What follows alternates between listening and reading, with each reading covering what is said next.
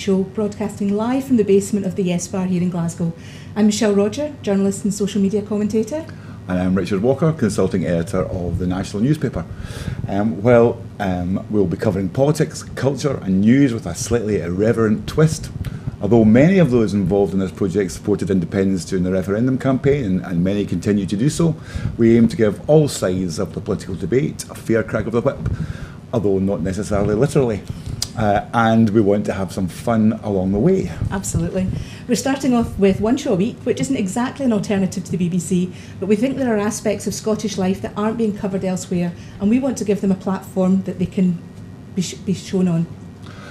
Today, our guests include SNP MP Dr. Philippa Whitford, who recently returned from Gaza and the occupied West Bank, and where she performed life-saving surgery in East Jerusalem within a community which has very limited access to advanced medical care.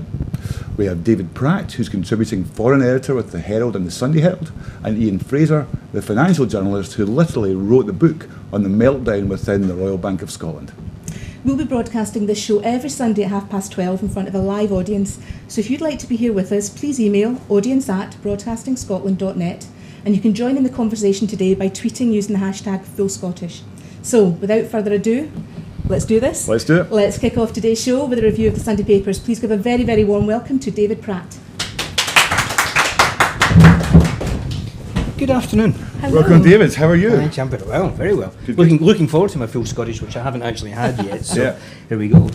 So, I think we were talking earlier, and you noticed a common theme throughout a lot of the main stories in today's newspaper. Yeah, I think it's fair to say that most of the titles today are dealing with on David Cameron's woes and the fallout from the Panama Papers. But there are other stories too which are dealing with issues to do with judicial secrecy and transparency. I think it's particularly interesting that we have this Spies to Vet Chilcot report, but we can say a bit more about the moment. I think let's begin by looking at the Cameron stories. Most of them made the headlines. It has to do obviously with him revealing his financial position and the fact that he appears to have avoided inheritance tax, particularly with a little bit of, I'm not going to say sleight of hand, but shall we say with some creative accounting and all of it perfectly legal, of course. Well, I mean that's one of the issues I think entirely about this whole sort of crisis is that what's legal, what's not legal, what's moral, what's deemed to be potentially immoral, and what's in that legal sense. isn't necessarily moral. Absolutely, But clearly the fallout from it, I think this is going to go on, and the papers allude to that today, that it's going to impact on other politicians. Although I did think it was interesting today that there was one, in one of the papers today, there was a Tory commentator saying that he's concerned that any scrutiny of tax affairs like this could potentially, shall we say, discourage successful and wealthy people from going into politics. Not that I realised that to be successful or wealthy was a prerequisite for going into politics, which I thought was a bit of a telling remark. But there's a lot of... God forbid we should have fewer millionaires in politics. I think the thing that comes across, though, and many people today reading the papers might be surprised at how... I mean, I know £1 million effectively in total is what we're talking about with David Cameron here, which is a lot of money. But I would have felt that perhaps there was more money involved in this, and you can't help feeling that beneath the headlines there's a little bit more. Well, I think this money is money that he inherited from his father's estate. He received, I think, 300,000 for that, and then he got two payments of £100,000 each from his mother, which helped him to avoid the corporation tax, inheritance tax. Yeah. But you're right in terms of the other politicians that will now be involved in this and dragged into it, because we've already had calls for the whole Tory cabinet to publish their tax returns. Cameron hasn't actually published tax returns, he's just published some details of it. I think Kezia Dugdale and Ruth Davidson have published their tax returns. There are now calls on Nicola Sturgeon to do the same. Clearly we'll be looking for George Osborne. We'll go right down to the cleaner at Westminster, I'm sure, fairly soon. But yeah, it's going to be one of these stories which runs and runs and runs. And I think there are some real moral issues about that, because in a way the government encourages people to take advantage of, let's say, lenient tax rules, for instance, even in ISAs. Yeah. I mean, some of the titles, of course, from the Sunday Mail, Sunday Herald, have taken a specifically Scottish dimension to the story. The Sunday Mail in particular, with this headline, "The Lairds of Panama," which looks very specifically at sort of ownership of thousands of acres of Scottish land, the hidden offshore tax accounts of people involved here.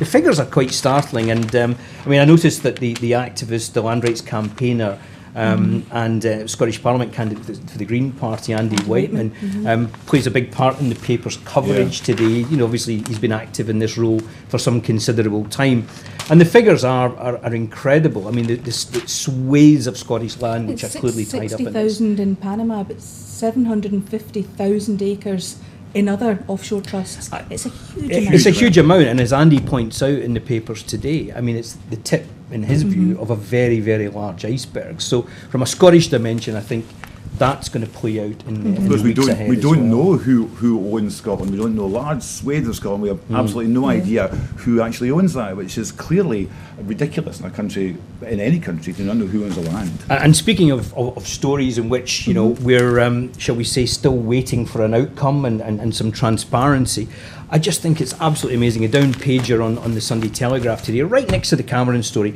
spies to vet Chilcot report. Yes, remember the Chilcot report, which we're still waiting for the results of, and have been waiting for some time. Number one thing that comes across from this story is you would have thought that by now, because this implies that British intelligence will be going through the report before it's actually revealed.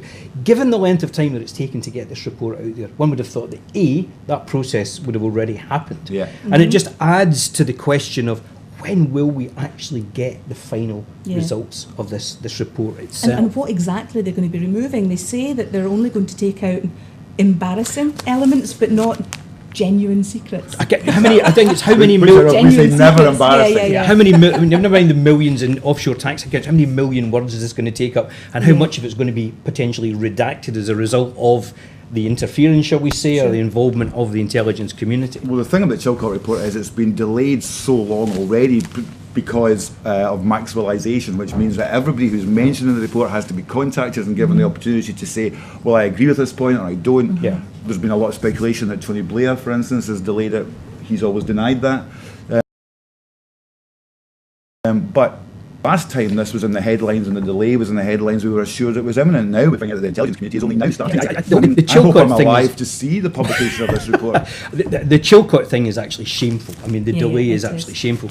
And one other story, I think, dealing with transparency in the papers today, in the Sunday Mail, involves a celebrity couple, which the paper names, but for reasons legal and otherwise we won't be naming, and it's to deal with super injunctions and again this idea that people in influential positions with money can actually interfere with transparency and process in that sense. And indeed there's an op-ed in the Sunday Mail today which points out that this is about freedom of speech, freedom of the press, and that wealthy people shouldn't be in a position to do that. And of course you'll know all about super injunctions. I do. Sunday Herald days rings a bell. Indeed, the Sunday Herald notably named Giggs in the Ryan Giggs, and when there was a super injunction in place in that.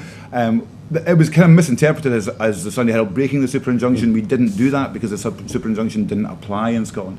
And I don't know whether this current one does or not, but I would assume it doesn't. But I mean, as the Mail points out, America knows, the internet knows, the whole world knows. Now Scotland knows if you read the Sunday Mail. It doesn't make any sense that newspapers cannot publish information which is available in 2 seconds on the internet. But that same argument was made by the Sunday Herald when we named Ryan Giggs. And nothing has happened since then to make that situation any more comprehensible. We're still in exactly the same situation. In fact, since then, the moves have been to make it more difficult to to reveal information on the internet rather than to relax the restrictions in newspapers. Yeah, so what we've got is what we were saying earlier. We've got a situation where something is legal, but it's not morally the right thing to do. Absolutely. Another headline story, obviously, in the Sunday editions is obviously what the Sunday Post has called the PF panic, or PPP panic, which is obviously fear spreading over the safety of schools or whatever. And again, I mean, Mr. Andy Whiteman appears very prominently in the papers in terms of of his coverage of this. Here he is here. How far does the PFI scandal go? And I mean, it really is a cause for concern. I mean, the range and the scale of this is really quite substantial. No, absolutely. And the Sunday Post have done it well. Other newspapers have done the same thing. But clearly, the news broke, I think, on Friday that 17 Edinburgh schools were being closed because the council could not be assured of their safety. Obviously, the question is, as the Sunday Post posits, where next? Very many other buildings were built under that arrangement at the time. PPI and its predecessor PFI, people were a bit suspicious of this being too good to be true. How can we build all these, build these buildings, find the money, pay for it later, or it'll all be fine? Clearly, now we're finding out that it's not fine. But then, is it that the scheme, the PFI or PPP scheme, is to blame, or is it down to the fact that the construction companies involved just did a shoddy job? I mean, where is the crisis? Well, that I mean, as the coverage today suggests, that investigation is still ongoing, and it is a story that's got a long way to run. But it looked as if the building was fine. I think it was Oxgang's school initially, when there were some storms, there were damage in the storms, and it seemed to be fine. And now they were assured. I think the council was assured that it was okay, and then they find out very quickly, very recently, that it wasn't okay. Parents have to make alternative arrangements for childcare. Lots of very happy children not going back to school tomorrow in Edinburgh, but totally. Parents. Less happy the ones that are sitting exams and they don't quite know how that's going to happen yet. But speaking of schools, but far from Scotland and putting my foreign editor's hat on, the Sunday Times today has a story by Christina Lamb, who's a very, very respected foreign correspondent who I know pretty well, and she's just written a piece in the Sunday Times today about it's almost 2 years now, if you remember, from the abduction of the schoolgirls in Nigeria by the terrorist group Boko Haram. I think the anniversary is this coming Thursday. And Christina has actually written a piece about the kind of vigilantism of women, having to protect themselves, because women have borne the brunt of that particular terrorist group. I mean, I've also been covering it today in the Sunday Herald, but it is... You were out there. I've just come back from West Africa and from that part of northeastern Nigeria. The thing that struck me more than anything else was the scale of it, and Christina's coverage today also points this up. This is a humanitarian crisis on a par with Yemen or with Syria or whatever, but not really an awful lot is known about it.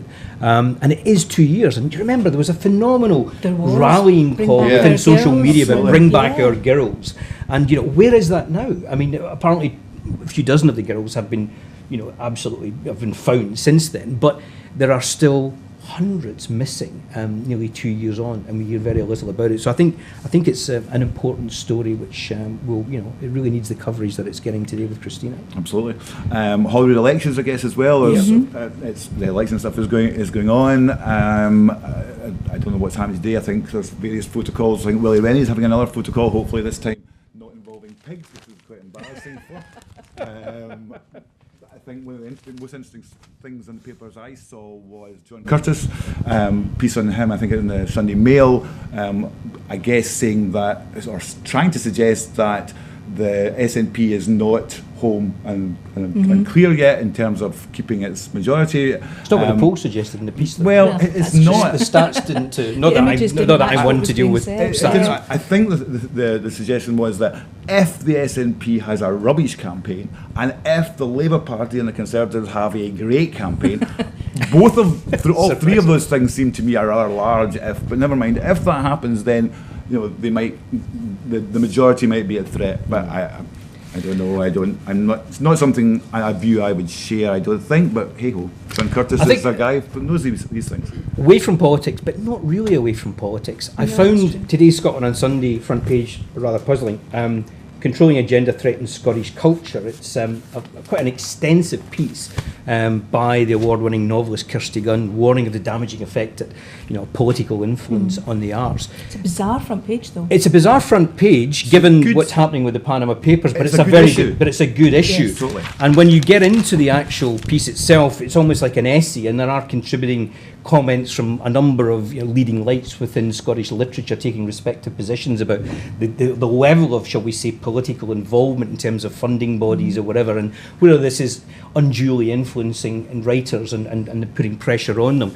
But I am puzzled by the fact that given Cameron's woes, the Panama Papers, that it has made its way onto the front page. It's almost like a magazine cover more than a natural splash. I think the issue she's highlighting though is she's suggesting, I think, that there is some political interference or pressure on writers or artists to make their art comply with the political views of the day. Yeah. I'm not sure of the evidence for that. I guess, I think there's a difference between what writers can write what they like, but if they get public money from a public body such as Creative Scotland has to have some purpose, and that part of that purpose is surely to encourage art in Scotland to reflect the country and to help artists, a diversity of artists, get their art to the public. So therefore there has to be some kind of framework for those decisions. It's not just like, this is a great bit of writing. Let's give it some public money. It is though, as we say in newspaper, it's a great talker. Absolutely. And just going through the comments here from people like Alan Bissett, Denise Mina. I mean, Denise Mina's position is that political discourse is taking over the arts in Scotland, and artistic discourse should be inquisitorial and expansive, and politics isn't a place in it. Right through to publishers like Adrian Searle here, suggesting that the exhortation that work should bring, quote, benefit to the people of Scotland isn't some plot, but a stipulation that in tough times, creative people funded with public money have a responsibility to ensure an audience greater than one. So there's clearly, polarities and different camps here. Which Denise Mina's statement is political discourse has taken over the arts in Scotland. Artistic discourse should be included, as you said. Yes, and expansive. It's a great debate, but a puzzling front page. It is indeed. We'll wrap up now the paper section with a quote of the day. I don't know. I think the whole Archbishop of Canterbury, the Justin Welby saga is really intriguing, and who knew that William Winston Churchill's acolytes were having such fun in the rather 1950s, grey absolutely. 1950s, But there are some. I mean, Justin Welby today, obviously the DNA test that's shown he was the legitimate son of Anthony Montague Brown, Winston Churchill's private secretary, as you say. But he said here, just talking about this, he said there were. This is Welby speaking. He said there were no other illegitimate children, but there had been other women. Montague Brown would, quote, turn it on for any beautiful, intelligent women he could meet. Let me put it this way: "Le coq was très sportif," which is a fantastic quote. The one thing that absolutely brought him alive like an old dog was beautiful girls with good brains, says Welby. Very colourful language from that, a very colourful story, yes. which there are some extensive coverage to these papers. Indeed. Thank you for that, David. You're going to stay with us while we welcome Dr. Philippa Whitford, former consultant breast surgeon, MP for Central Ayrshire and health spokesperson for the SNP at Westminster. Dr. Philippa. Thank you, Michelle. You're welcome. Philippa's just returned from the occupied Palestinian territories where you ran clinics, you performed some surgeries and were involved in teaching as well. Yes, the clinics and operating was in Augusta Victoria Hospital in East Jerusalem, and I spent about 5 days there and then 5 days in the Gaza Strip, which was much more visiting clinics and hospitals and trying to understand the service to women with breast cancer in Gaza, because it's very much affected by the blockade. So how did that trip come about?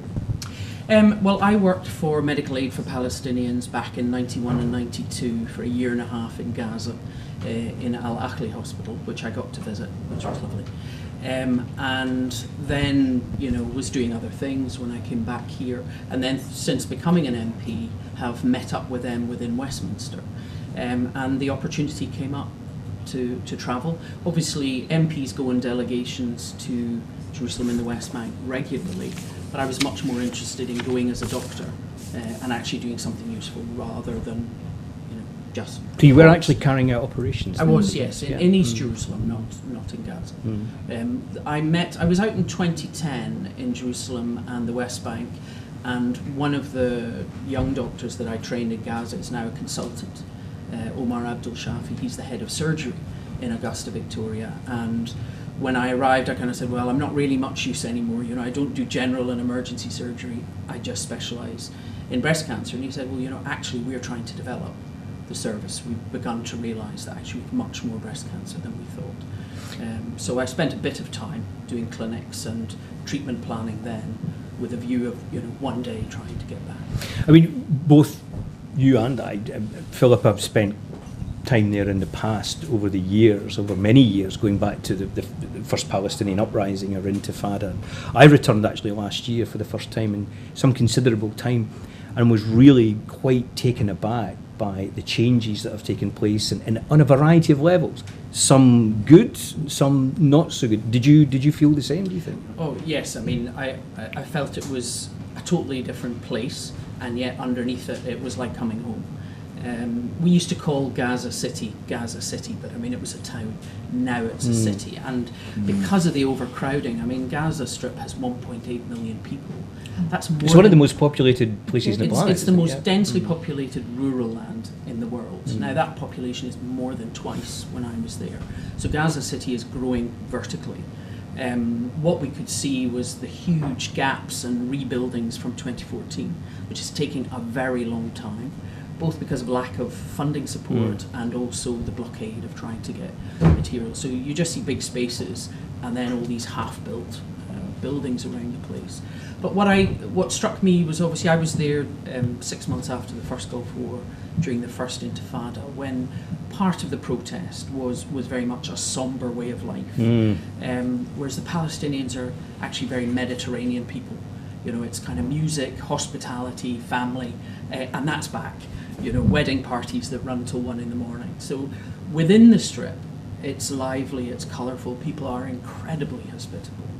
And what we don't have is the Israeli soldiers, checkpoints, you know, shootings, clashes. Inside the Strip itself. Inside the Strip itself, which we had all the time. We don't have settlers who sometimes would, you know, just kind of go off the page and run on the rampage. But that's still happening though, isn't it, in parts of the West Bank? There are issues of Israeli nationalism and settlers who, you know, are causing tremendous problems there at the moment. Totally. Just in the same way that there is this so-called knife intifada, you know, this response by Palestinians. I mean, the violence is quite intense at the moment. I mean, I would say the violence in the West Bank and occupied territories there is much worse. Obviously, every time I've gone, the settlements are bigger, they're encroaching more on Palestinian towns, and therefore you have a massive number of interfaces. Again, you have lots of checkpoints, lots of tear gassing, lots of clashes between soldiers and Palestinians. Whereas Gaza doesn't have that inside, so inside you can move more easily. But it's ringed, isn't it? The moment you interact with the blockades, you have a wall, you have a 500-metre no-go area, and another kilometre, which is, you know, enter at your own peril. That's where it's difficult. So patients can't get out to access specialist services. Did that impact your trip at all in the work that you were doing there? Only that it's quite tedious to go through. You have absolutely no idea. You know, you might be lucky. We went both in and out at reasonably quiet times, but you could turn up and be there for 2 or 3 hours. And there's no crossing of ambulances or anything. So, you know, the patient has to be got onto a stretcher that's on a golf cart and shifted through all the different steps to go into another ambulance on the Israeli side or vice versa. So for patients who are actually very ill, that is really difficult. For patients who are not acutely ill, like breast cancer patients, it's the difficulty of getting permission. And it's the cost, you know, for them to go up and down to Jerusalem or to go through that blockade, you know, every day for 30 days to get radiation treatment is really difficult. And there'll be days they don't get, you know, and therefore their treatment ends up delayed or blocked. And therefore what was clear to me, I spent a morning with a women's support group, which was lovely, just a bunch of women in a room, always good fun. And at one point I asked them, you know, who all has had a mastectomy? Every hand went up. Who all has had all of their lymph nodes removed? Every hand went up. How many of you have lymphedema, which is kind of swelling of the arm, which is a side effect of that? Half the hands went up. You know, this is a treatment that would have been standard for us 30 years ago. We still may use that treatment in very selected patients, but our norm is to preserve the breast, to preserve the lymph nodes, to minimize side effects. And when I challenged surgeons about that, they just said, but we don't know whether we can get them radiotherapy, so we just do a mastectomy for everybody. And that's really destructive. And certainly talking to these women had a huge emotional impact. I'm sure. You suggested that it seemed to be relatively recently that they realised the extent of breast cancer cases in that area. Is that right? Well, when I went out in 91, and although I was still doing general and emergency surgery, I already specialised in breast cancer. My research was in breast cancer. And the surgeons I was working with said, oh, we don't get breast cancer here. You know, our women marry young, they have lots of children. These are some of the factors that are meant to be, to some extent, protective. But in actual fact, as soon as word got out that there was a woman surgeon in Ackley, they just started to come. Lots of neglected disease. I mean, women who clearly knew that they had cancer. You couldn't ignore this thing, and yet wouldn't go and see a male doctor. And so the last thing that I did for MAP when I was in Gaza was write a project plan for women's health services. And there's been much greater recognition, both in Gaza and the West Bank, of the extent of this. And I still think it's very hidden. You know, I think it's only beginning to be talked about. Hidden because people don't like to talk about it, or hidden because they think, well, we're not going to get treatment here, so what's the point? I think there's still in some way, as in 30 years ago, people didn't say the word cancer here. Yeah. There's still a degree of shame or stigma. Right. Women are very frightened of having a mastectomy. They're afraid of the impact of that on their marriage and their relationship.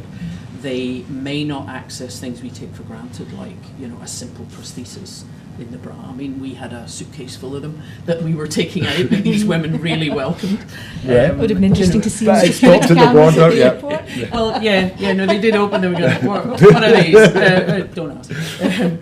But, you know, so it has a huge impact. And one of my concerns as they're trying to encourage women to come forward and set up screening, if the person you know who's had breast cancer, and maybe it was found early, still ended up with a massive amount of surgery, a massive amount of side effects, and feeling very kind of emotionally damaged from that, that's not going to encourage other women to come forward. No. I mean, the thing that struck me when I was last, I was mainly in the West Bank on the last trip, and obviously in Jerusalem, and particularly in East Jerusalem, which many people have described as a sort of time bomb at the moment, because we were talking about settling earlier on, and the expansion of settlements into East Jerusalem, the encroachment into East Jerusalem, which is intensifying the kind of standoff between Palestinians and Israelis there.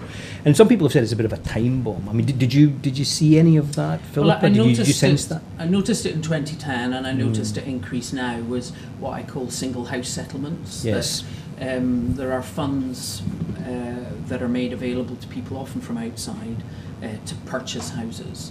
And sometimes that's families who have given up and are leaving, not necessarily Palestinian families, but in the old city and in East Jerusalem. And you then suddenly have one house with security guards, with the Israeli flag, and then the permission, obviously, to bring either paid private guards or Israeli soldiers or police around it. So you have almost these tiny little seeds of mini settlement. Which grows, doesn't it? I mean, it means that there's a kind of expansion of settlements done very subtly. There are huge areas, but there's also this expansion. I mean, that from was small visible, settlements. you know, even into the old city itself, these little dotted houses. But obviously on the Mount of Olives, you see the wall, you know, often actually going through Palestinian areas. It's not, you know, they call it separation on the security wall, but it just marches. I think the Hebrew word is hafradah, which means separation. They used to use it in terms of marriage, for example, like a divorce, but it's now means a kind of them and us situation. Oh, it's absolutely them and us, but it's not as if it's around the green line and saying, right, okay, we're protecting ourselves from the West Bank. It encroaches, it takes away water sources and aquifers, it takes away fertile land, and sometimes it just marches right through a big Palestinian area. And it now marches right over the edge of the Mount of Olives. So, you know, it's creeping in and creeping in. And there's actually two big sets of settlements on the east that are almost coming round to meet each other, like gigantic suburbs. Yes. So that East Jerusalem is actually fairly quickly going to be ringed. It's being round by annexed, really, isn't it? enormous, Yes. enormous settlements, and then it will be possible to just. And it's very difficult. I'm sure, you know, people watching this, and I dare say there are many people possibly watching this who've been to that part of the world, but it's the physical restructuring of the landscape that struck me more than anything else. I mean, you have the wall, the barrier itself, which is quite intimidating in some places and less intimidating than others. it's the restrictions on movement. It's like the two-tier system of who uses this road. Palestinians use this road, Israelis use that road, these restrictions on movement. It is, when you look at it, particularly if you're on a high vantage point, it struck me when I was there, and you look down and you actually see the physical carving up of the land on a two-tier system. I mean, I know the word apartheid has been bandied around. I mean, do you think that's a fair description? I've been criticised in the past for using the term apartheid when it comes to that part of the world. Well, I think apartheid is separation and the treating of two different peoples differently. So yes, I think you can apply it, whether you choose to use it and create parallels with South Africa or not. There's absolutely a separation in the access to everything. And certainly going back each time, you see the settlements, they're always built on hills. Yes. They float over the hills like waves. And when you look at the map, you realise that the bit that's under Palestinian Authority control is like a Swiss cheese. It's tiny little pieces. And the problem is, you were talking earlier in the show about attention moving on from the girls abducted by Boko Haram. We're in exactly the same situation. Yes. We went into Afghanistan, we went into Iraq, we moved on to other things. Let's throw some more bombs on Syria. But we never actually tackle the running sore of the Israel-Palestine question. I mean, again, one of the things that also struck me when I was over was the kind of, we're familiar with the Israeli-Palestinian tension, but something that struck me was the restructuring within Israeli society as well. I mean, with over Netanyahu's leadership and stuff like that, and the rise of Israeli nationalism, and particularly within the settlement movement. I spoke to many Israelis when I was over who were very disgruntled, who were almost on the verge of being ashamed about the way their government was running things at that time. I spoke to two former Israeli ambassadors to South Africa, so when the subject of apartheid came up, they were more than familiar with it, and they felt that there was a real fear. They said that, and these were old timers. These are people that had fought in the 6 Day War. They'd been wounded or whatever, and they felt that there was a real danger that the country would become even more of a pariah state because of its political positioning at the moment. I think there is a peace movement within Israel. I mean, they face a lot of challenge within their own society, and they're often treated as if they're betraying Israeli society. I mean, you only have to look at Breaking the Silence. Yes, remarkable movement. The IDF soldiers from 2014 who felt that the entire rules of engagement had been changed, broke international law, and they were very uncomfortable. But I mean, there are several groups, and I think the importance is making sure that when we are challenging the Israeli-Palestine conflict, we are inviting these people to be part of it. I mean, for myself, I think what we absolutely have to challenge is the settlements, is this eating away of the West Bank. It's illegal under international law, annexation, how children are treated from the West Bank if they're detained. Everything is all illegal against international law. And yet we kind of sit back and don't tackle that. I mean, these chaps that I spoke to, I mean, one indeed had actually been an advisor to Netanyahu himself, and now obviously was very much opposed to Netanyahu. But they felt so strongly about it that they were suggesting that it was incumbent upon Europe, particularly European Union or whatever, to really start building the political pressure, and if necessary, actually impose sanctions. And I was staggered to hear this coming from senior former Israeli diplomats, that sanctions should be imposed in their own country, because they're so concerned about the political drift of the country that they feel as though it has to be arrested now. And if sanctions can be brought to bear, so be it. And it was a remarkable shift of position, I think, from an Israeli. I think that is very striking, and I think it probably would not be the view of the majority of Israeli kind of peace protesters, because obviously it is their country. And I think the starting place is that you have to actually have a boycott and a disinvestment in settlements. I think we are often in danger of going, America has to sort it. America backs Israel. I think we don't realise how important Europe is to Israel. Israel sees itself as a natural member, almost an ally of the EU. And while they get annoyed when the EU do exert pressure, I think the EU and our role within the EU, we need to see the pressure we can exert.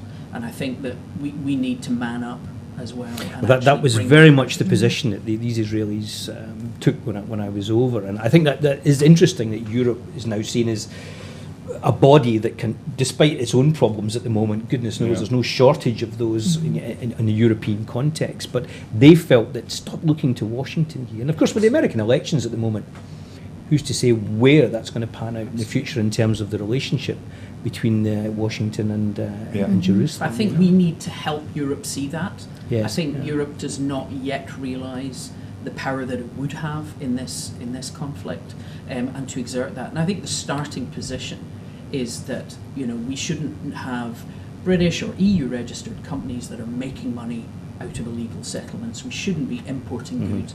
Now we can identify that easily when it's meat and milk products because the source is there.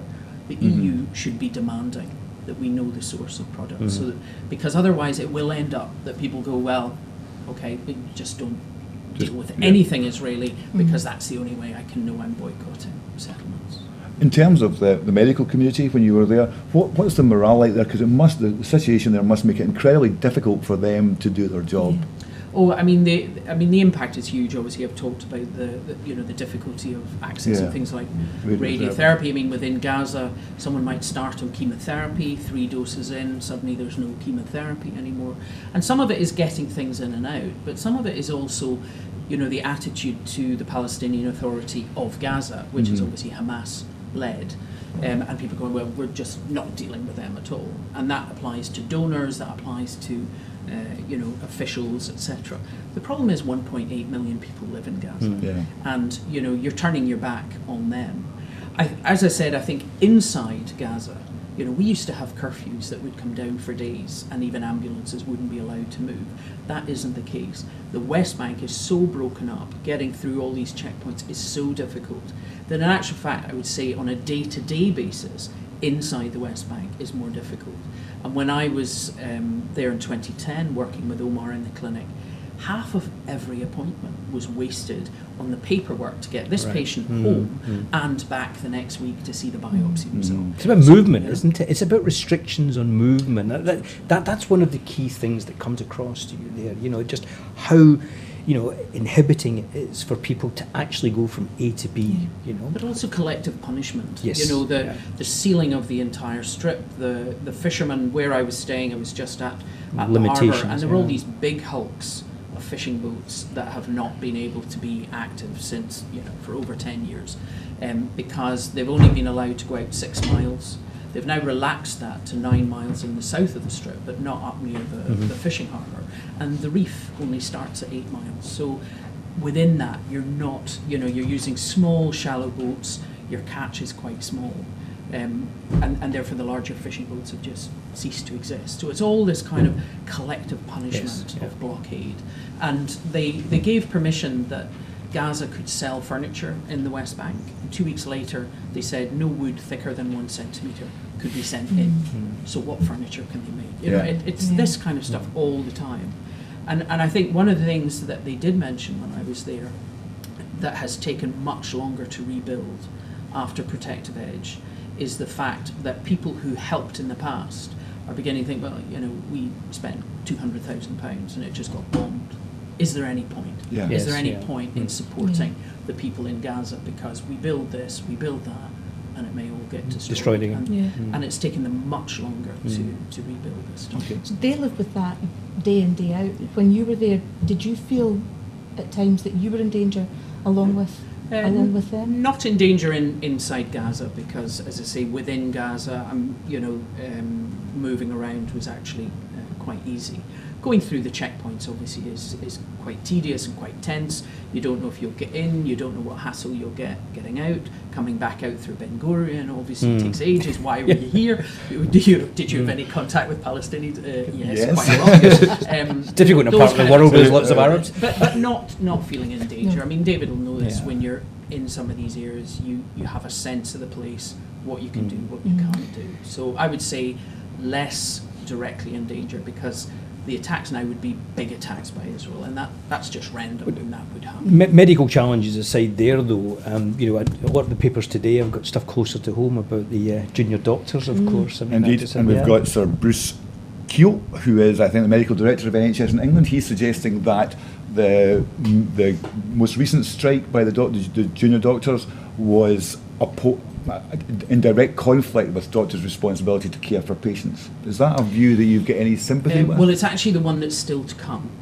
All the strikes up to now have only removed routine care. That's right. It's the one and that, junior doctors who still are on call for A&E emergencies, whatever, have worked just as normally. Yeah. But the one at the end of this month will actually be a complete stoppage.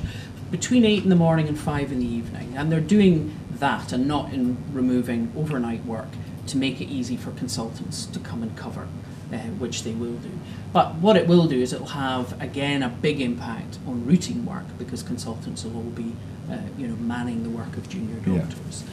I think, to be honest, I find it very sad, the thought that we would get to an all-out stoppage. This is the first junior doctor strike in 40 years. It's the first ever removal of entire cover. But the government is part of this.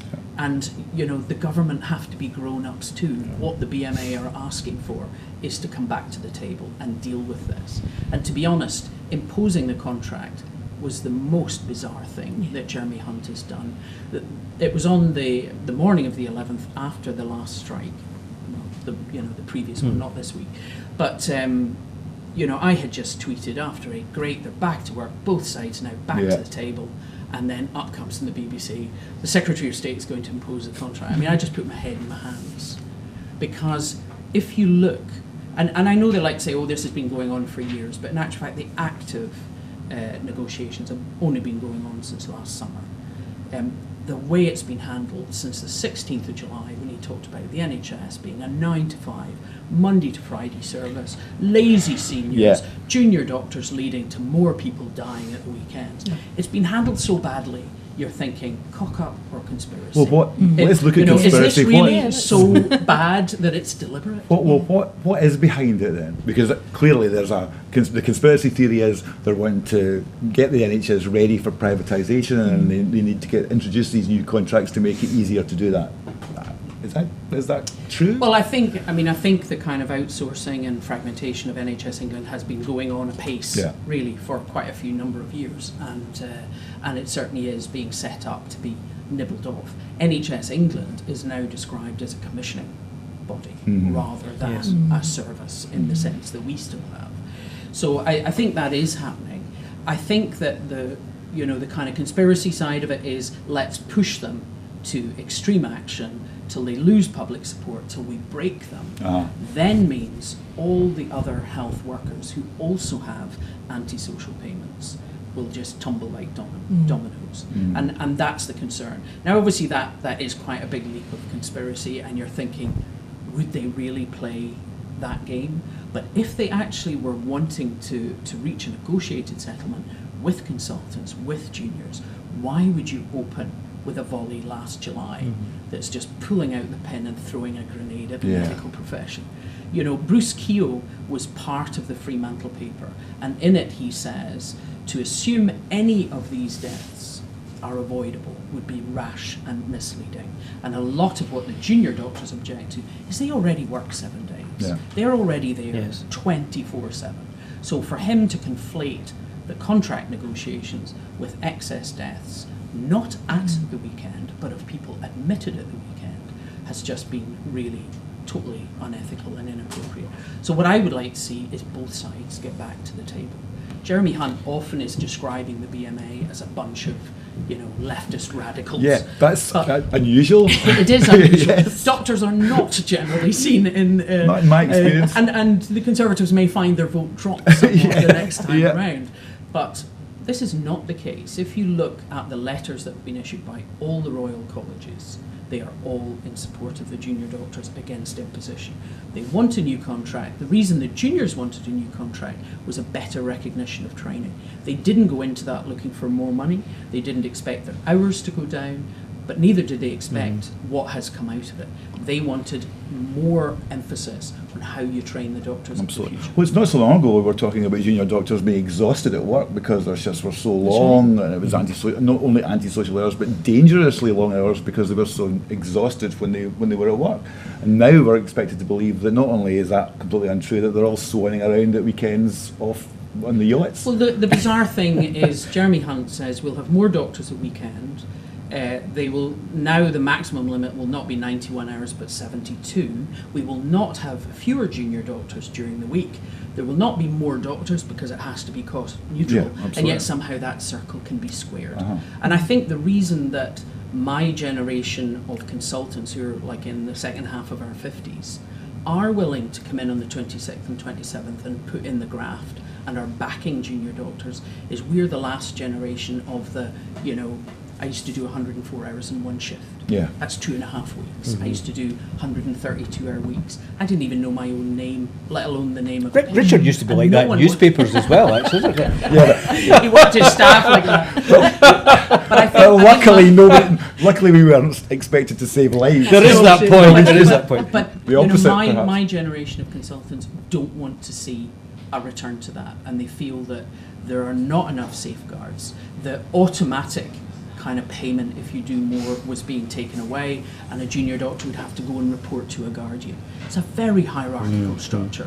You going out complaining about the hours you work in such a hierarchical system can label you as a troublemaker. To me, that isn't a safeguard, that's actually undermining safety. And now the equality impact assessment that says, women will really badly lose out in this, but it's a fair price. That is just plain shocking. Talking about anti-social hours, how's Westminster these days? Well, obviously we don't do too many 3 o'clock in the mornings anymore, but I do find being away from home 4 days a week pretty tedious. Is it more difficult than you thought? Because clearly there would have been the euphoria of the election and the success and everything was looking fantastic, but then it's the reality. The reality is hard work in a place which poses difficulties, I think. For sure it does. If you look at the state opening of Parliament, we all had our wee white roses and everything. My husband texted me, "Are you okay? You look awful." And it was just, I was sitting there with this wall of Conservatives all braying and patting each other in the back. And I thought, oh my God, what have I done? What have I done? And I would say for the first few months, I was thinking, what if I called a by-election? What would the why have I done what the reaction might have been. But to be honest, the NHS in England is under such threat. And while we get to control how we run our NHS, we do not control the purse strings. It is influenced by what is provided there, and there is being chipped away, charges are coming in, outsourcing, fragmentation. So in actual fact, I think with the junior doctor strike, in actual fact, I think I'm in the right place. Good.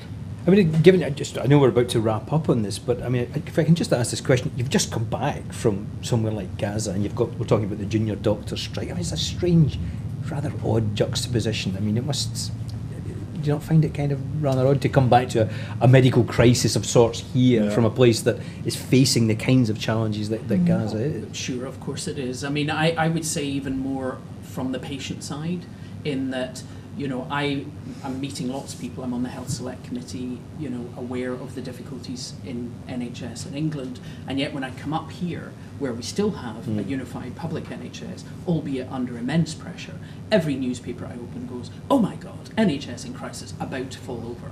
And then you're out somewhere like that, and you see people who don't have money, who don't have access, who die because they don't have that. And you kind of think, well, maybe if people just looked a bit further outside, they'd realise what we actually have in our health service. Philippa, thank you very much. I really enjoyed that. I learned so much. Thank you very much. You're welcome. And David, thank you very much as well. We look forward to seeing you back here to do the papers again next week. Look forward to it. Thank you. Thank you. And our next guest is Ian Fraser. Ian is a financial journalist and author. His book, Shredded, is recognised as being one of the definitive accounts of the financial meltdown in 2007-8. Who better to discuss today the fallout from the Panama Papers, which show the vast extent of corporate and individual tax avoidance, and which is the biggest leak in history. It has already claimed political stamps and threatens scalps, and threatens to claim more throughout the next few weeks, including that of our very own David Cameron, who yesterday faced a demonstration outside Downing Street calling on him to quit. So I'd like to welcome Ian Fraser.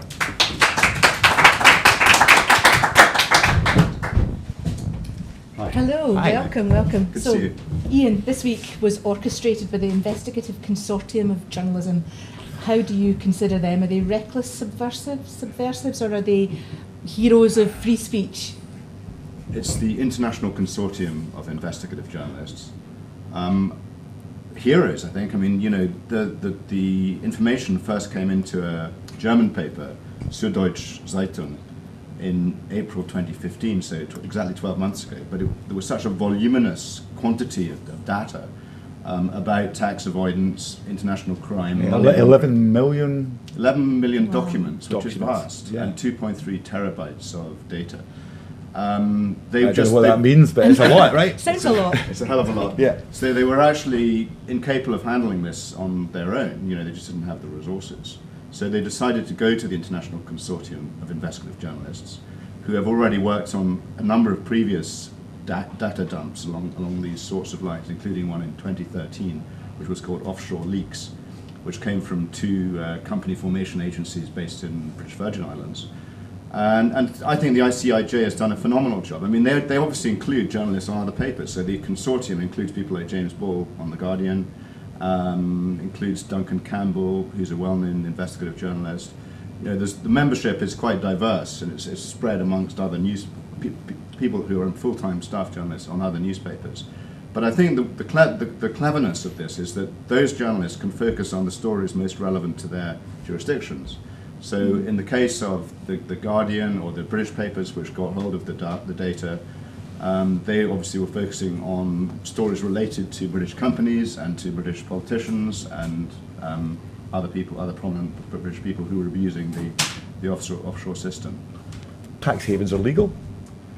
Of course they are illegal, but they're kind of an anomaly which date back to the 1920s, because the global tax system was established by the League of Nations in the 20s, and there were a number of loopholes that were kind of inadvertently built into this, including the fact that you could get a race to the bottom on corporation tax. You could have jurisdictions which would choose to charge zero corporation tax in order to attract business and hope for benefits, you know, spin-off benefits from that in terms of professional services firms being based there.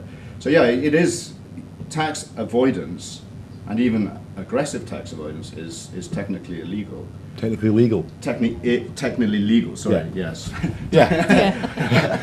But Yes. just But make that there's a very clear. fine line Yeah. between that and tax evasion, which is actively to hide your assets from the taxman and to pretend to have money or funds squirreled away in opaque offshore shell companies, and which you don't tell the tax authorities about in your home jurisdiction. That's evasion. But there is a fine line. You know, sometimes Because there's a lot of what people are getting upset about is tax avoidance, Yes. which is legal, Yes. completely legal. I guess one of the questions would be, why is it legal? Why are companies and governments so reluctant to tackle it? some are trying. The OECD has been trying very hard to limit tax avoidance over the past couple of decades. But entrenched, more neoliberal governments maybe see it as a person's right to arrange their own financial affairs in ways that are most tax efficient. I mean, there's a degree of hypocrisy in the US because Obama's been very outspoken about some of this, and yet Delaware, which is a state in the United States, is one of the world's biggest tax havens, and he hasn't clamped down on that. No, but Trump will do that. Sorry? Donald Trump will do that. Well, Donald Trump, well, yes, that's very likely. Yeah. I mean, I've got a figure about a particular building in Delaware. There's one single building in Delaware which is home to 285,000 registered businesses. The two-story building in 1209 North Orange Street houses firms that only need to declare one registered holder, which can be another company, in order to take advantage of the state's liberal tax and corporate rules. So, yeah, you know, I think what these leaks will do, and what these leaks are proving, is that journalism, and investigative journalism in particular, can have a huge impact on policy you know, at a global level. And I do think that that these leaks, because they are so massive, and there's still a lot more to come out from these leaks. You know, we by no means heard the last of it.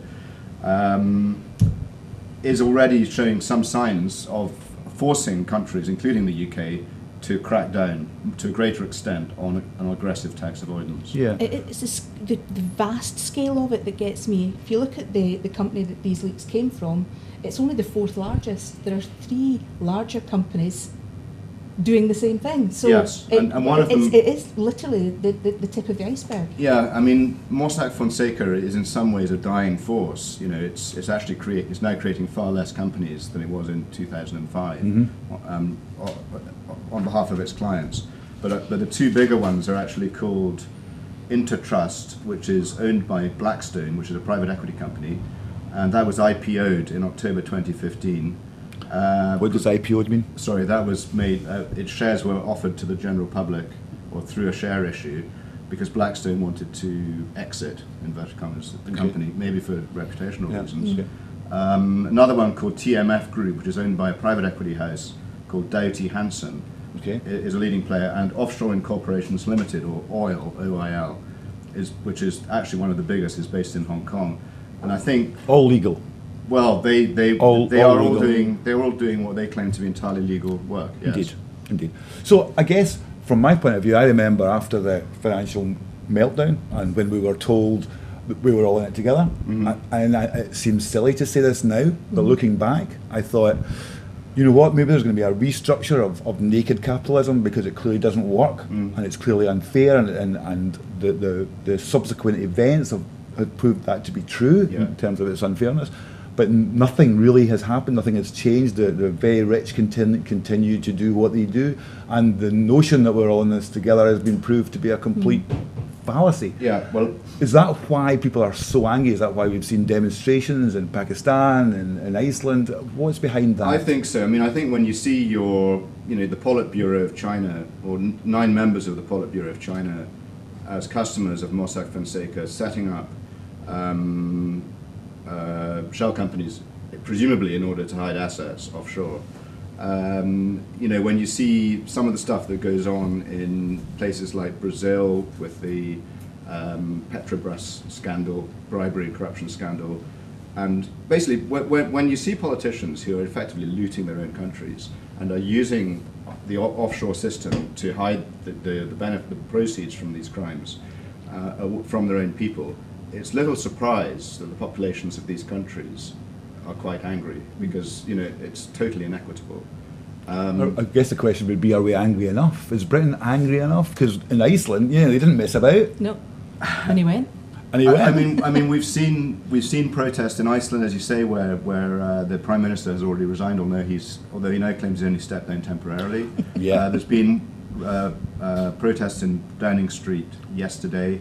There's been. I would have expected more people to go along. Yeah. Do you know how many were there? No, but it was It was a couple of thousand. Max. You'd expect more. Yeah, I would have expected in more. Malta, there have been protests. In Moldova, where Scottish limited partnerships are implicated in a 1 billion fraud, which has actually almost bankrupted the country. There have been massive protests, and the Prime Minister has resigned. That was earlier, by the way. It wasn't because of these particular leagues. Yeah. Argentina and Brazil, we've seen massive protests. But yeah, I think overall, maybe the British people are less. What's the word? They're less likely to sort of go out on the street to protest against things like this. And the thing is, with the Blairmore thing, it's not as if David Cameron has himself been looting our economy in order to enrich himself. It's more that his dad set up an offshore vehicle in 1984 called Blairmore Holdings Inc., which Cameron may have benefited from, and in fact he did benefit. Well, he did benefit from it, but there's to an unknowable extent so far, but he's certainly benefited from the money that the estate left him. Yes, but I think because it's not himself doing the inverted commas looting, maybe that is a reason, why we're not quite so cross as some people in certain other countries. And there's also this phlegmatic frame of mind that a lot of British people have, which is, mustn't grumble, let's just, keep calm and carry on type of thing. I think that's a factor as well. I guess as well, there might be, like 1 million people marched against the Iraq War, and did that do anything to stop it? And no. Certainly I know a lot of people who did go on that march, although I have to confess that I didn't go myself, and I feel bad about that because I should have done. Yeah. We forgive you. Thank you. But some of the people I know who went on it felt quite disheartened that the policy didn't change. Cameron went ahead, and he started, not Cameron, Blair. The Blair regime went ahead, and they went into this illegal war against Iraq, and we know what the consequences have been. So maybe that's another factor. Yeah. What about the situation or the theory that this is just something that you can't do anything about? You just got to let it happen, or if you don't let it happen, the country will go to hell in a handcart, as we hear all the time. Agree. Whenever people suggest radical change, you can't do that because people that have money will leave. But then you've got major corporates who have a fiduciary duty to their shareholders to maximise the amount of money that Completely. they can Yes, pay absolutely. out. Absolutely. So there's But as Will Hutton has said, you can change company law. Law is not set in stone. Apartheid went on for a number of years in South Africa, and it was legal, but people fought against it, and it became illegal. The constitution was changed. So just because something is legal, and I think Obama had quite a good quote on that actually, which is a lot of it is legal, but that's exactly the problem. Yeah. It is currently legal for companies to do things like transfer pricing, which means they will park all their profits in a low tax jurisdiction like the BVI or Delaware, but they will park all their all their profits in those jurisdictions and all their losses in large jurisdictions where the corporation tax is high. Yeah.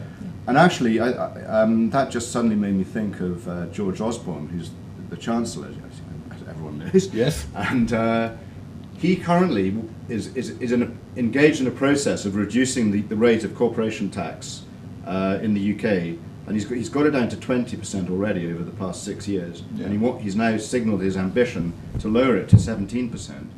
And I think this is wrong, because that is actually what's called a fiscal race to the bottom. Dublin started this by lowering theirs to 12%. Indeed. In the 1990s. And although Ireland as well had a different tax regime for artists at one point, didn't they? In terms of they wanted to attract them to the country and make it a kind of artistic hub, which worked to an extent. Yes, that did work to some extent. A lot of writers moved there. That's right. But most civilized countries have a corporation tax rate of between about 22 and 35%. So, the danger is that actually what Osborne's wanting to do is he's wanting to turn the UK into a form of tax haven. Yeah, absolutely. We've spoken a lot today about the difference between legal and illegal and moral and wrong, and to find a balance between what's legal and moral. How do you do that? How do you change what is legal to something that is moral? Well, I think a starting point is something that Will Hutton advocated in his latest book, which is rewriting the Companies Acts, so that companies aren't solely driven by the desire to enrich their shareholders. If a company's sole purpose in life is to basically enrich its own shareholders, who usually includes its management, the trouble is it will basically bend the law in order to achieve that. It will try to minimize its tax by... That isn't bending the law, though. To be fair, it's not bending the law. It's just taking advantage of the law, of a weak law, perhaps. Yes. Yeah, but if it has other duties written into what its purpose is, including duties to the general public, to society, to its workforce, God forbid. Yes, and that, by the way, is more the case in Europe, where the workforce is allowed to have a presence on the board through trade union representation. And it doesn't destroy, hasn't necessarily crippled the economy of France, Germany, Holland, Spain, or wherever. As far not totally anyway. There's still time. No, it hasn't done. It actually works extremely well in most of those countries. So the starting point is maybe to rethink what companies are for, rather than just enriching their own. Well, I thought that would happen. I thought it would be a rethink about what the whole economy's for, because surely an economy should, at least part of its purpose is to make people's lives better, and not to destroy lives for the sake of making a profit for a very small number of people. But I mean, that sounds so obvious. It's hardly worth saying, but actually, it features nowhere in our current economic system. I think a cancer came into people's thinking about business and economics with Thatcher and Reagan in the 80s. And it was... Oh, can it all be Thatcher's fault? Still... No, but I mean, she was heavily influenced by academics like Milton Friedman and Alan Waters and other neoliberal economic thinkers. She was to some extent just putty in the hand. She hadn't formulated her economic plans in '79. She began to develop a plan which was led by people like Keith Joseph and those others that I mentioned. Yeah. But I think this form of capitalism, which is basically which is based on the concept of primacy, shareholder primacy, is ultimately very destructive. Of course it is, because it doesn't give a damn about the environment, doesn't give a damn about society, doesn't give a damn about other things, et cetera, et cetera. And I think we're gradually seeing, this form of capitalism in its death throes. First of all, with the global financial crisis of 2008, which was like the initial stage, perhaps. It's not dying quietly, though, is it?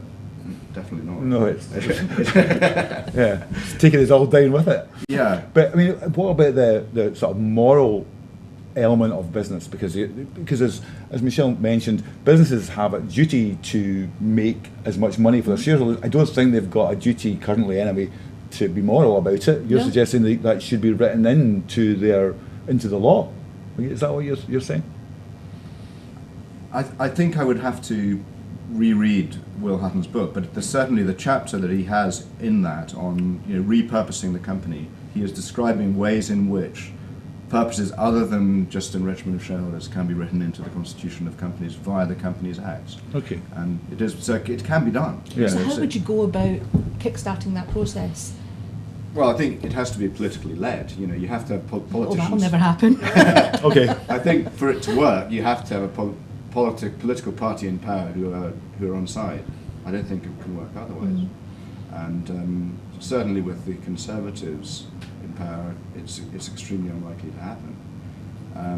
They talk a lot of bullshit actually about tax havens in particular. We're sorry for that swear word. Yeah. They claim they are clamping down and they're encouraging greater transparency, but when push comes to shove, when they are supposed to be meeting the heads of state or the heads of government of the Cayman Islands and BVI, both of which are UK territories, they allow themselves to be snubbed.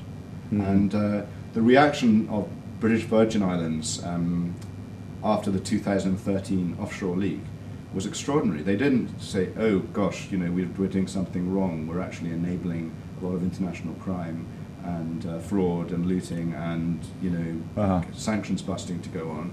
We better shape up our act." They decided to basically have an education program in their primary schools that ICIJ was bad and it was like a hurricane that had nearly destroyed their country, and they had to basically shoot the messenger. Yeah. ICIJ was some evil organization out to destroy their economy. BVI earns half of its annual tax revenues through hosting companies and secretarial and related processes on behalf of companies. Yeah. And it has something like 300,000 companies based there, but only 22,000 people. How much money are we talking about in terms of tax avoidance? How much money is not being put into the global economy and the British economy because companies are able to take advantage of the law to not pay the tax that they should be paying? Morally. Well, the figures seem to vary quite a lot, but the total amount of money that is supposedly parked offshore as untaxed assets in secrecy havens ranges between 10 trillion US dollars and 32 trillion US dollars, which is quite large. Yeah. In terms of loss to the UK Exchequer, one estimate is it's £75 billion per annum. Okay. And Per annum? Yes. And in terms of benefit fraud, what does that cost us? what did that cost the British economy? Do you know? The figure that I've seen is 1.5 billion Okay. sterling. So it's a much smaller problem or threat to our economy than aggressive But tax you avoidance wouldn't and know tax that evasion. if you...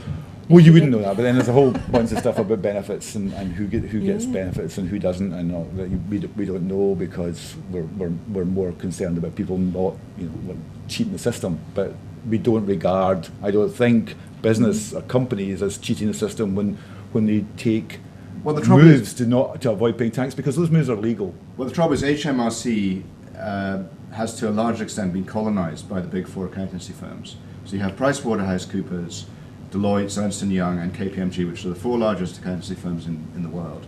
And arguably they have colonised both the Treasury and HMRC to the extent that when new tax laws are being drafted, it is written in such a way that it's possible for large corporates to legally, do very convoluted financial engineering to minimise their tax. Okay. So this is a real danger, actually. I mean, this is, to me, the fact that you've got a revolving door between Whitehall and the Big Four and also the City of London is a huge issue in this. Okay. So what you're arguing is it takes, it's just obvious, really. Yes. It takes political will to tackle this problem. So far, we don't see any examples of that political will, although there are, throughout the world, people power movements to suggest or pressurise governments to do that. Yes, well, the real problem for me is that the political leaders who ought to be stopping this are actually, in many cases, benefiting themselves, and therefore benefiting themselves in terms of their own bank balances, or benefiting themselves, or benefiting. I guess they would say maybe that they're acting in behalf of the country because they're making the country more attractive to businesses, because that's what it's all about. And businesses come to this country and therefore that's a good thing. Yes, they might well argue that, but if they're personally benefiting from the offshore system, as certain ones are, their appetite for tackling it is bound to be weaker than it would otherwise be. Okay, good. That's great. That was shed a lot of light on it, and hopefully won't get us sued. So thank you very much, Ian, for coming in. Thank you very much. Cheers. And now we're going to introduce Robert Sumney, who is describes himself as a poet, journalist and reviewer. Robert is a cultural commentator, and each week he'll be reporting on up-and-coming bands and arts events that you would be mad to miss in Scotland. So please give a warm welcome, please, to Robert. Robert, how are you doing? Oh, I'm fine, thank you. Nice to see you. See you too. We're going to talk today, first of all, about the James Plays, which are a series of 3 plays by the National Theatre of Scotland. They are, I think, in the middle of a Glasgow run, which ends tomorrow, I think. Yes. You've seen all 3. How do you rate them? Yeah, there have been 2 runs in Scotland. The first time I saw them was when they came to Edinburgh. Yeah. And that was late February, early March. This is the second run. They went on a world tour, where they went to toured around Australia and New Zealand, and now they've come back. So tomorrow, last chance to get your tickets. Last chance for a while. An absolutely brilliant trilogy. An example of exceptional playwriting by Rona Munro, who's really encapsulated the history of Scotland, what it means to be Scottish, what kind of government people want running their lives, and how human beings interact in a way that is, to use a cliche Shakespearean. Yeah. She herself doesn't really like that comparison, but she has done something for Scotland in the sense of providing a series of history plays similar to Shakespeare's history plays of Richard II, Henry V, that have soaked into the sort of popular mindset of England. I really believe that these plays, which sort of look at the lives of 3 Scottish kings, James I, II, and III, really express how Scotland developed as a nation during this crucial period in the 15th century, and how these 3 kings as men tried to forge their visions of how to run a country. Yeah. I mean, designed to be watched one after the other, really, although you can see individual ones, but a lot of people, I've seen 2 of them, so I clearly didn't watch it that way. But a lot of people that were at the performances I was at had done that. I think they felt that battle survivors at the end of it, but they really enjoyed it. But would you recommend seeing 3 plays in a row like that? How did you feel after it? Funny enough, the first time I did, and it was absolutely exhausting, but really rewarding as well. I mean, they do stand alone by themselves, and I think that's their strength. Because each of the plays are not as traditional as a Shakespeare history play. James I is very traditional, though written in sort of modern day Scots. It's very conventional in the way that you have historical events and they're just played out on stage. Although, do we know are the historical events, are they accurate historical events or are they made up? No, they're very accurate. Okay. Actually, there was a lot of collaboration between the National Theatre of Scotland and the National Museum of Scotland. Actually, there was a brilliant set of history lectures actually at the Museum of Scotland in Edinburgh, where there were archives, bits of evidence, coins, clothing from the period, just to try and get people to connect with that period in the 15th century and bring them closer to it.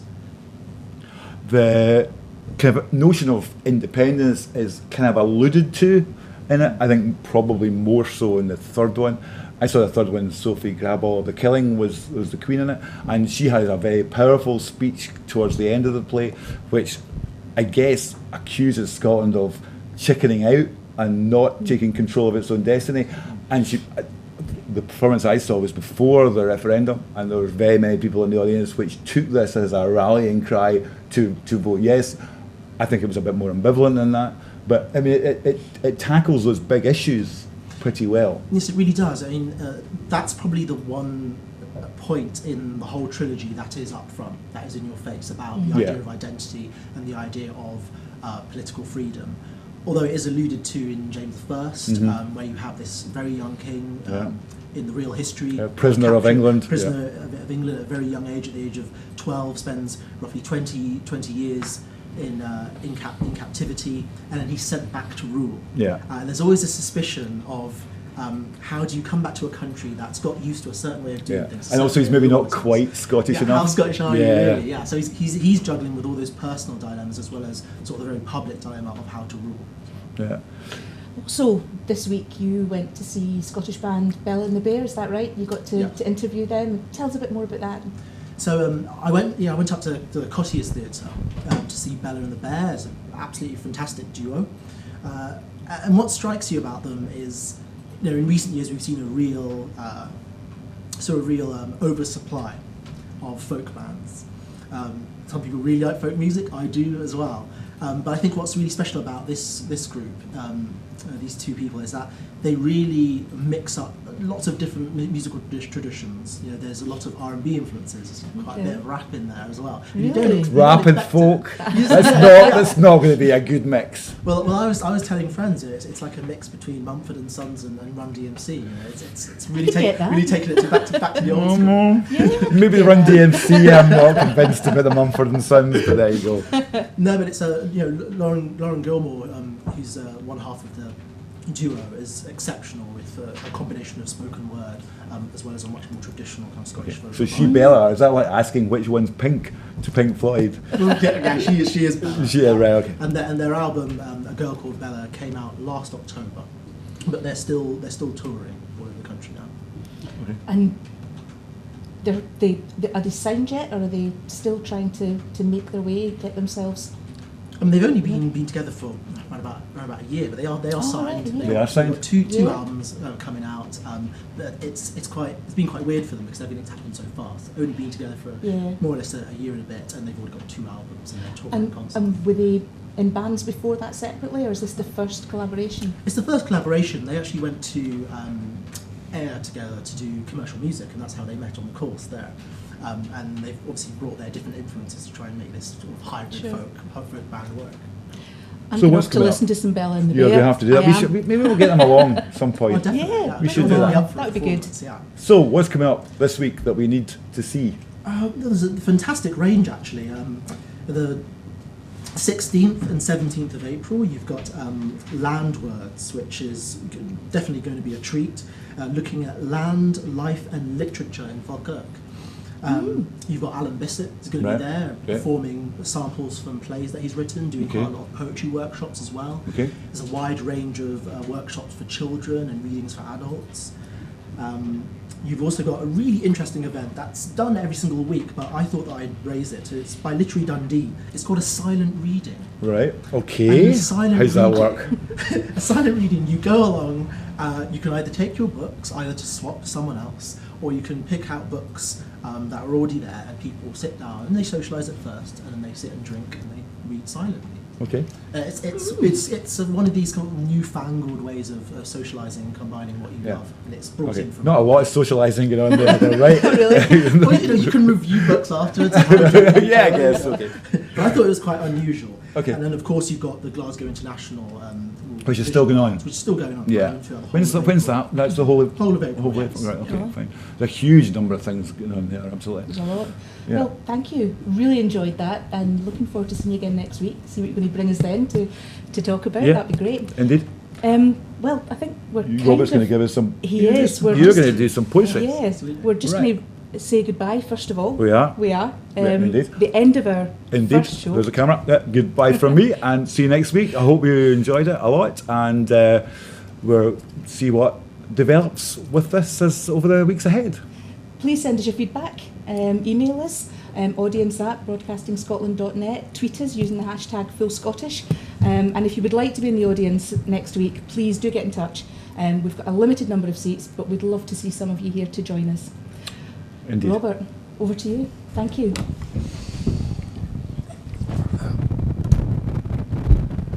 That going to come out okay? Yeah. Oh, well done. So this poem is called No Heroes, No Monuments. A child with a blue coat, rustling through some leaves, keeping to the undergrowth. But no war games this time, no darts through the trenches.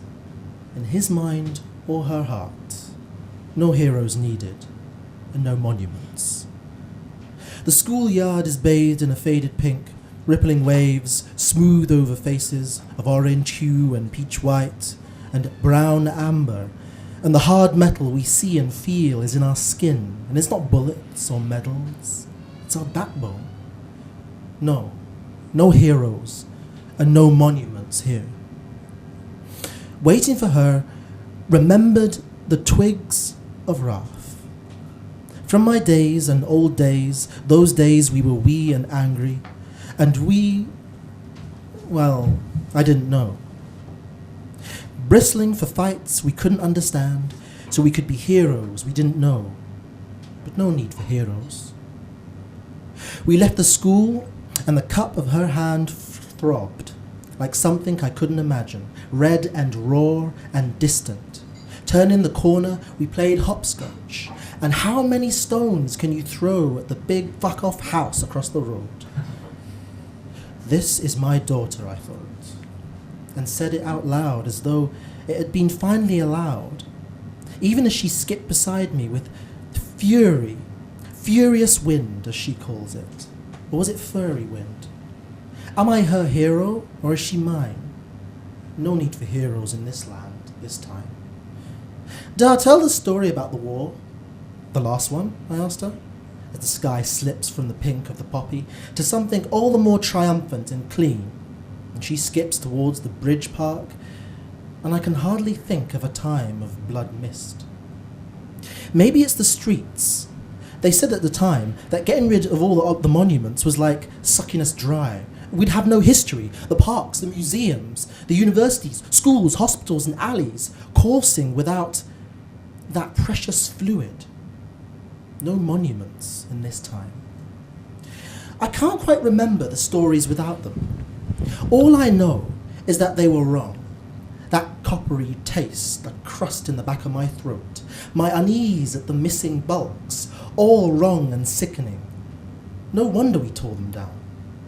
No wonder you see now and again an adult of my age pause on the curb beside a tree and soak in the sap through the broadened nostrils and lean back to the sharp air. We planted them to forget. We breathed them to repair. We endure the flashbacks, but now our children have no fear, no heroes, and no monuments.